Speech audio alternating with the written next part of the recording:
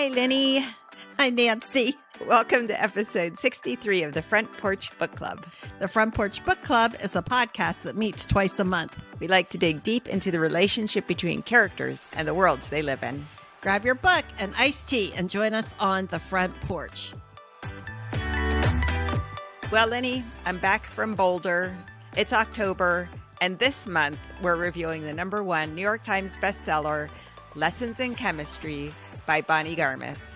In its review, the New York Times said this novel is, quote, irresistible, satisfying, and full of fuel.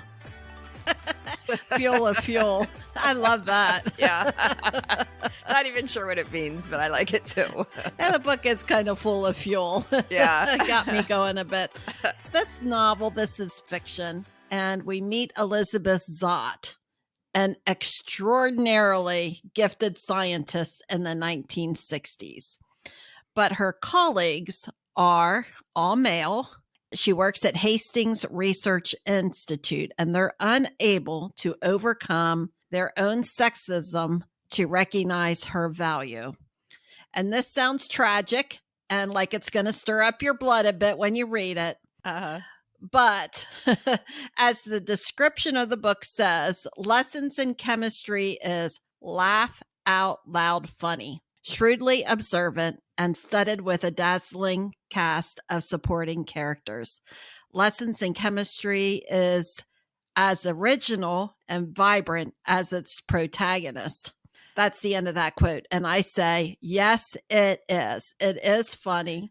Yeah. And it is observant. And there are some crazy characters in this book. The protagonist, Elizabeth Zott, she is so original and so vibrant. Yeah. The daughter, Mad. Yes. The dog. 6:30. Yes. The men in her life. Yes. Yeah. The lady across the street. Yes. Yeah.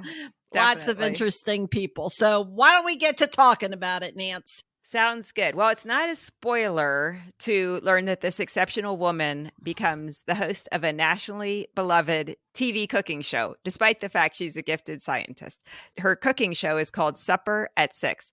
So we learn this in the first chapter, but she has no love for television or stardom or anything else. What she really loves is science. Through this book, we learn how she finds herself a national treasure and what she intends to do about it. Well, I did think it was tragic because it's the story of kind of women's rights and sexism and overcoming all of that, which is a hot button issue for me. Yeah. So there's that part of it. But the characters are so interesting. And she is such a strong character that she will not be victimized. I love that part of her, that she isn't going to take the guff from anybody. You know, she's going to stand up for herself. So that strength that she has makes you enjoy, I think, the book. Yeah. So, Nance, what did you think? Well, I really loved it. I thought it was very funny. And I think the funniness comes from these very astute observations that the various characters make about life and the way institutions work and society and each other. I think it would be a harder book to read if it wasn't so witty. It would feel like, oh, these people have all of these really sad things happening in their lives. It would just probably feel a little more like drudgery, but it's not at all. I mean, it's a page turner. Like the quote said, definitely laugh out loud funny. The characters are constantly surprising you with the things they say and do, which I thought was so fun. You just can't predict what's going to happen. Well, they're all operating on a different level of giftedness, I think. Yeah, right. Everybody is extremely bright in their own way. Mm-hmm. So you're looking at people who think differently than certainly that I do. Even her cooking show is really more of a chemistry class than it is cooking. She doesn't say salt and water. She says H2O and sodium. What is it? Nitrate or something? I don't know. I didn't do very well at Chloride? I don't know. I don't know. So she uses all the technical stuff as she's going through, and her kitchen is like a science lab. So you're reading about people who are kind of odd and strange and think differently than I think. Yeah. So it makes it interesting. It makes it a page turner. I loved the outside of this book. And I don't know if I said this the last time we met or not, but she came up on my Kindle as a book to read, an Yeah. advertisement constantly for like 2 months. And I thought, oh, I really like the outside cover. It's a cute little drawing of a lady, very cute with cat glasses and a pencil stuck in her bun. It looks really like a cute book. Well, it ended up being a cute book, but cute isn't quite the right word because she's so intellectual Right. and she comes at life not by being cute or funny. She's very, very serious. Yes. And she's very, very smart. And other people might find humor in some of the things that happens to her, but she does not find humor too much. She is more of a thinker than a feeler, really. And she obviously gets mad at some of the things that happen to her. In the book, Bonnie Garmis says she doesn't really even smile during her cooking show. She takes her cooking show. We've got very chemistry to do, ladies. That's right. And she really doesn't smile except for the brief period of time that she's with Calvin Evans. And neither of them are smilers. They're both scientists who have come from difficult backgrounds, but together they find a way to smile. This book explores a lot of the casual sexism of the 60s. We weren't really too cognizant in the 60s. Oh, I absolutely was. What do you mean you weren't cognizant of the... Seriously? I mean, were you aware of what was going on Yes. in the 60s? Absolutely. I became more aware of the 70s. Do you remember the casual sexism of that time? I wouldn't even call it casual. I would call it good point. blatant. Yeah. Blatant belittlement. Absolutely right. Okay. In the 60s, yes, I would have been 8 and under. So maybe not in the 60s so Well, much. yeah, that's what I meant. We were just little. But in the 70s, absolutely aware that women were second class citizens and had to fight for what we had. Probably in about 70 or 72, one of the first things that hit me of, wait a second, where do I fit into the world, was when my 4th grade teacher said, well, Linda, you're really good at math and not so much English, but that's kind of more of a male thing.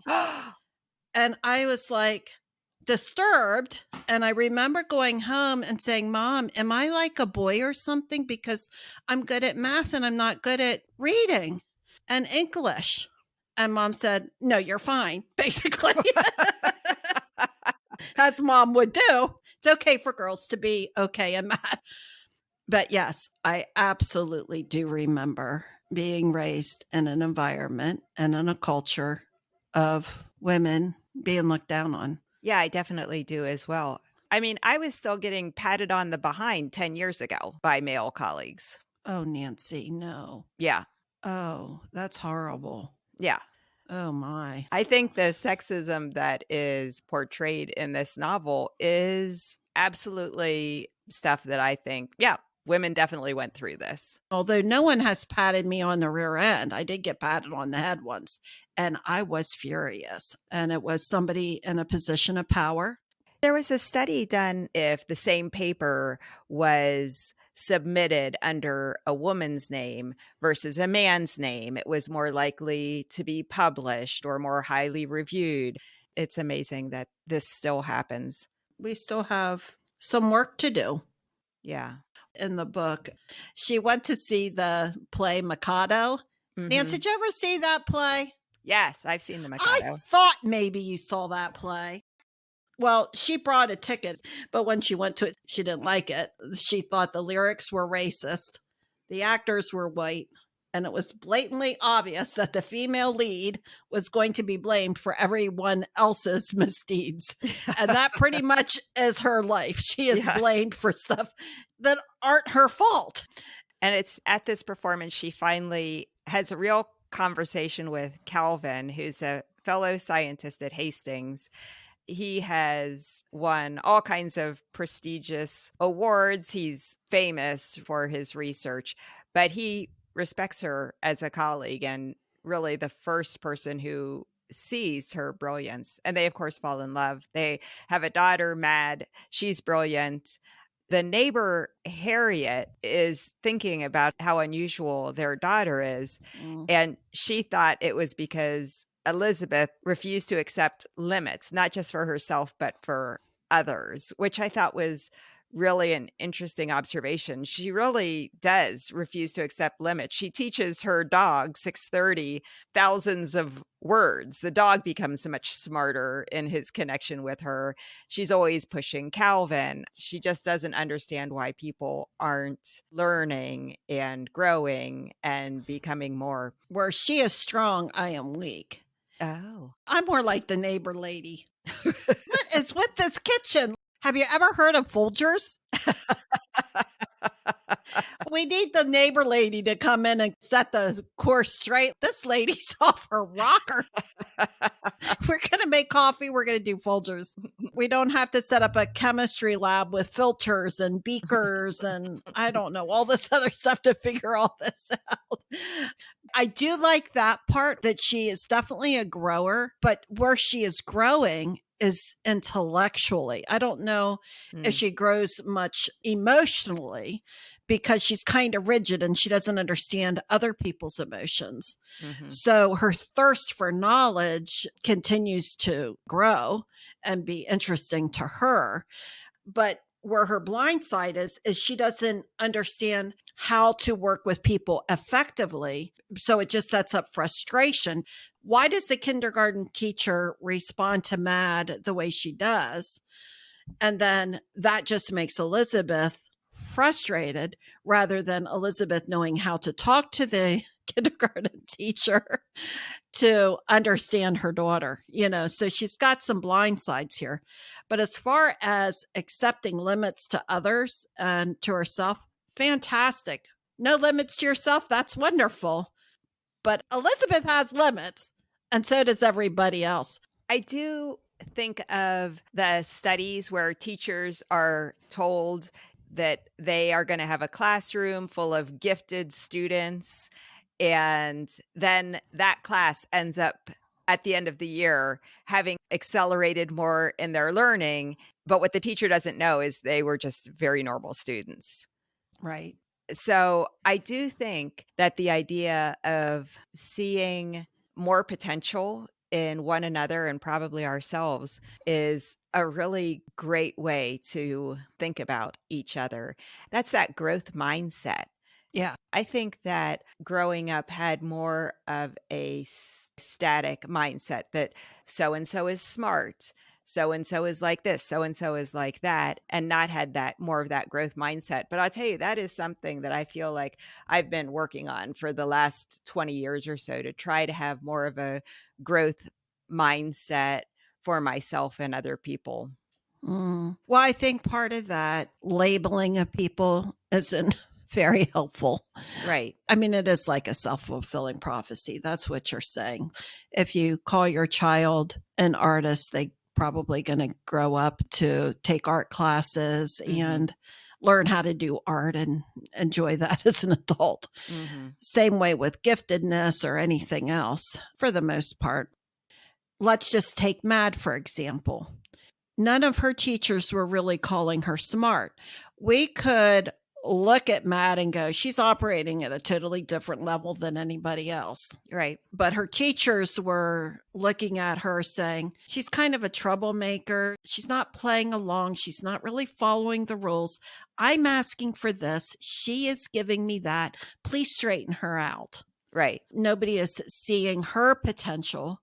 The thing about a lot of isms like sexism or racism is a lot of it, I think, can be very subtle. And the people who are making the decisions, for instance, on the scholarly articles, whether they'll be accepted or not, they don't think that they are being sexist or racist, but they are. So I think as an individual who might be experiencing that, you just think, well, I guess my paper wasn't as good. I guess I'm just not as good a scholar as that other person. And I think that is one of the really damaging things about sexism, racism, those kinds of things.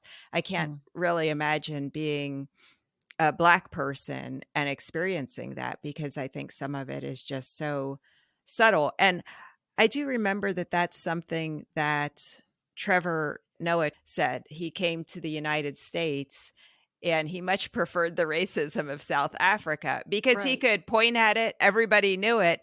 But in the United States, it was subtle and it just causes you to question yourself. Mm-hmm. Interesting parallel there, Nance. Yeah. Something to ponder about. So Elizabeth signs off her TV show, Supper at 6, with the quote, "Children, set the table. Your mother needs a moment to herself," which every time that was mentioned, it just made me laugh. I thought that was so funny. What did you think of her sign off? I thought it was funny. Like, there it is. She's completely taxed out. She's doing everything from scratch and creating these meals. She knows about the nutrition, the chemistry, the reaction. And so her mind is, I think, spent by the time it's ready to sit down and let's socialize and eat and find out about each other's days. She's done. I can see her like walking off with her hand on her forehead going, I need a minute. Like, I'm tapped out. Oh, I read this completely differently Really? than you. Absolutely. I was tired by listening to her recipes. That's all I can say. Yeah, she's a scientist. Are you kidding? Oh, She knows this stuff forward of and course. backward. Yeah. So This is what she loves. She's sharing it. She's teaching other people about it. No, I felt like for her, actually doing that part of the show was the easy part. But I thought of her as a real introvert and just honoring the fact that women do need to set aside time for themselves, that their lives cannot all be about their children and the people that they're taking care of. And this idea that she is deciding that in other households, this is how the children need to also contribute and set the table. And it's perfectly fine for moms to take time for themselves. I think you're right. That's my blind side, Nance. I think you're absolutely right. That's how she intended it to be. She needed time by herself to regroup before getting to the kids, right? Mhm. Whereas I was so exhausted by hearing the chemical breakdown and you need to eat this because this, oh my golly, that I was exhausted. It would be like, oh, let's get some people and some conversation going around the table. Come on, kids, let's eat. I was going to ask you about this because I thought you liked chemistry in school. No.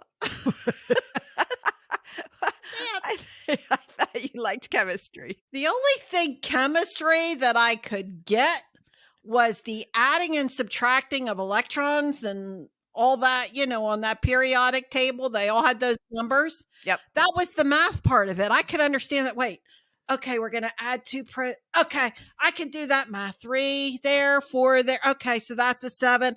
I can combine the molecules. I can figure out the electrons and the proton. That easy. I got that. Put me in the lab. Now, okay, you're bringing back something here because I did sort of like the lab work because it was like a kitchen. Okay, we need a cup of that or ounces of that. Okay, you have to kind of do the math real quick. Okay, and then you're adding but science really wasn't my thing, Nance. Besides the adding and the subtracting of the protons and stuff like that. I do remember failing our pre-test. Miserably. I think it was 10 or 15 questions. One of them was, what was the molecular compound of water? And I'm like, question mark, I don't know. He asked all these questions. And then when it came time to, well, let's see how everybody did. So what is the molecular compound of water? H2O. Oh, maybe I have heard that somewhere. But to pull that out, no. I mean, it just was not my thing. I got D's constantly in science. I hated science. Really? Yes. Oh, that's funny. D's, D's, D's, D's, D's. Lots of D's. Oh my goodness. Okay, I did not remember that at all. It was my trial. One of my many trials. Part of that, it's the 60s and the 70s. Very few women went into science. Well, that's true. And so maybe the bar was set pretty low for some of us. I don't know. I'm just glad I got out of the class and knew the molecular compound of water. Okay, I learned something today. I was always wondering where they got that. That's a chemistry thing. H2O. 2 parts hydrogen, 1 part oxygen. I think I can remember that now. Okay, so do you think that the title is kind of a double entendre? Because definitely she's a chemist. So there's the chemistry. The lessons in chemistry, she is giving lessons in chemistry Right. in her TV show, Supper at 6. But is she also learning lessons in chemistry, and chemistry being love? Because you mentioned she's a very logical person, but she doesn't really know how to get along with others. She starts learning that through Calvin, and she learns it through Mad. And then there's Dr. Mason and Harriet. She starts learning how to get along with others. And by the end, she calls these collection of people her family. Mm-hmm. Yeah, I think the characters have to come to her at some point. Mm-hmm. She definitely has, like I said, that blind side. So the people that are coming to her that she's interacting with, that kind of break in there, that show her respect, that give her the time of day, that understand how not to argue with her or to let her rant, Mm-hmm. then she feels validated. And then they're able to come into her very rigid thinking world. Sorry, because she's got some rigidity there. Yeah. But they're the ones that are trying to make the headway into her. I don't think she tries to make the headway into anybody. Mm-hmm. I mean, her husband throws up on her at their first meeting. So they're kind of put together because she's got to get him home and she's a mess. So Mm-hmm. it's these strange situations where she is interacting with people. She's going to call this guy out because his daughter is stealing lunch from her daughter. So she goes over there on her lunch break and she lets him have it up one side and down the other. And the guy's kind of like, huh? What? Like, what? What's going on here? But he makes friends with her because he makes friends with her. Yeah. She doesn't care about making friends with anybody. Yeah. She wants him to take care of her daughter because she's taking care of her daughter. Right. Now that you say that, there is a component of chemistry that I do get because I really like my nutrition classes. And that had to do with chemistry. Yeah. And I even think about that today, like some of the things that go well together and why do they go well together and all that kind of thing. So, yeah, you would have loved watching her TV show. I don't know about that. I do like the food. I did like the Food Channel. They'll talk about chemistry. They dump the thing. I do like watching that stuff. Mm-hmm. But yeah, not the chemistry part so much. I do know how eggs rise, though. Like that to me was fascinating when I learned about eggs in a home ec class. Okay, and how some muffins tunnel up and they're too tall in the center. And what did you do with your eggs to make them too tall in the center? And when did they flatten out? Did you overbeat them? You introduced too much oxygen? I forget, maybe. Oh, yeah. Okay. Yeah, something. But that had to do with the egg. I remember that. Nance, did you have a favorite character in the book and which one? I thought they were also zany. I really, I loved most of them.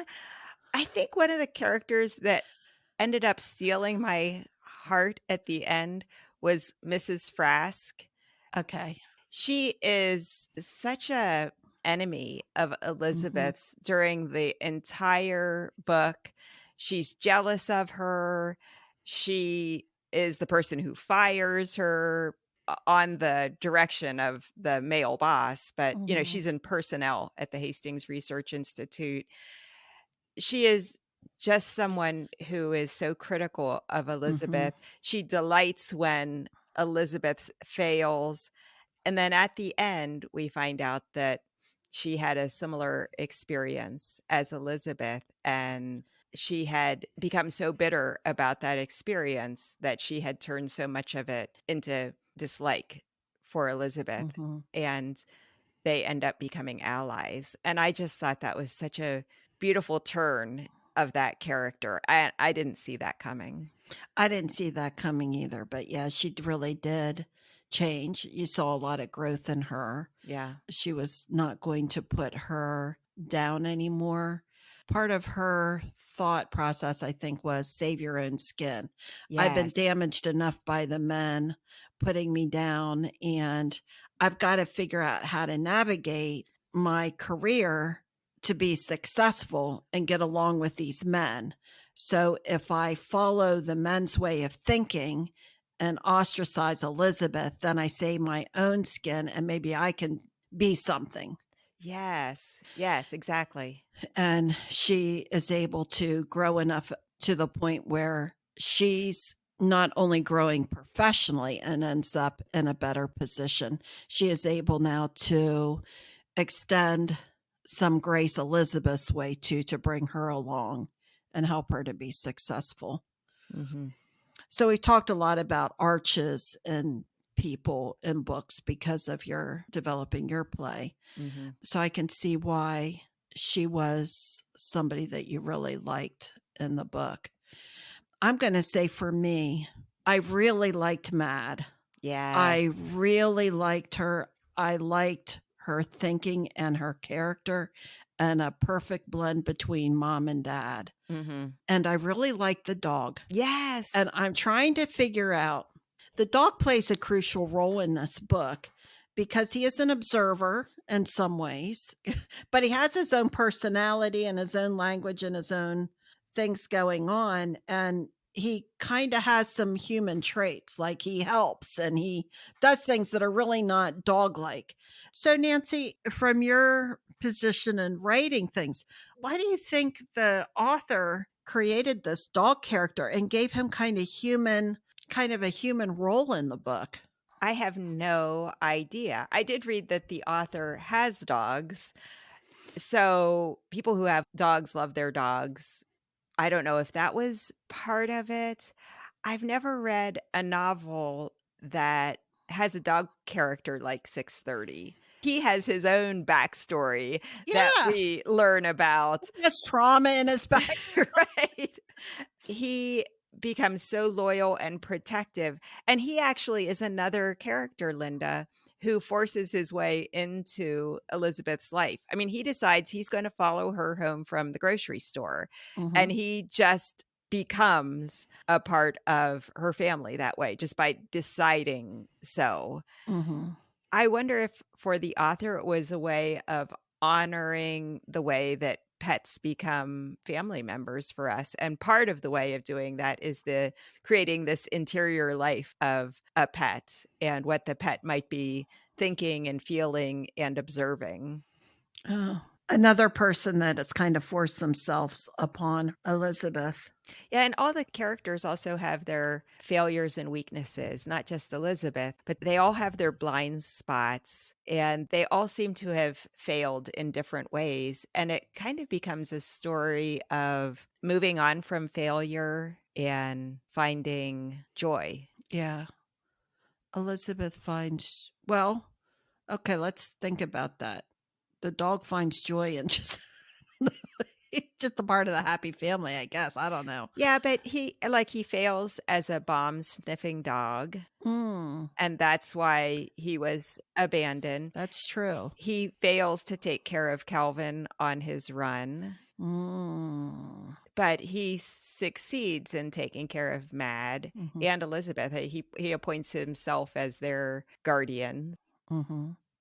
So I guess I did really like the well-roundedness of so many of the characters who someone might label them a failure. Like Harriet the neighbor who has a failed marriage, that in the 60s, that would have been a big failure. Well, you just stayed together. Right. She broke away, though. She broke away and found love. Yeah. Elizabeth got her chemistry job back. Mm-hmm. But she was fired. Mm-hmm. So it's a book about growth through a bunch of zany characters. Mm-hmm. With the history of our time where women were not in places of leadership, hardly even in the place of work, except for as secretaries. Right. So she was breaking all kinds of ground there. Mm-hmm. So one of the things that I loved about this book was that this is a debut novel by Bonnie Garmis, and she's in her 60s. You go, girl. See, Bonnie's going to remember the growth of women from her perspective of just growing up. And now, wow, talk about a woman of growth. Her first novel at 60, in her 60s. Isn't that fantastic, Nance? I just love everything about that, because so often in publishing, it's about the new 20-year-old. And here's Bonnie herself breaking these barriers and becoming a best-selling author with her first novel. Aw. Well, she's an inspiration to us then, because there's so many new things we can try when we get in our upper years, like putting on a podcast. That's Nancy, what's a podcast? What do you want to do? Look, you're a playwright. There's hope for us, Nance. The world is our oyster. There's lots of things we can do yet. It's never too late. We can learn tennis. We can learn pickleball. Yes. That's exactly right. Lots of new stuff to be had. I can still figure out the computer. That will be my life learning challenge. Well, we will have one more time to talk about this book, Nancy, because we're just scratched the surface here. That sounds great. Thanks, everyone, for listening. Our website is frontporchbookclub.com. Our episodes come out twice a month, the first and third Wednesday of every month. See you next time, Lenny. Okay. Bye, Nance.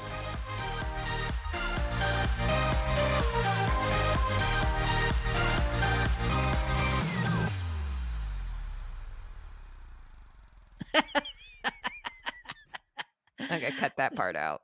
Okay.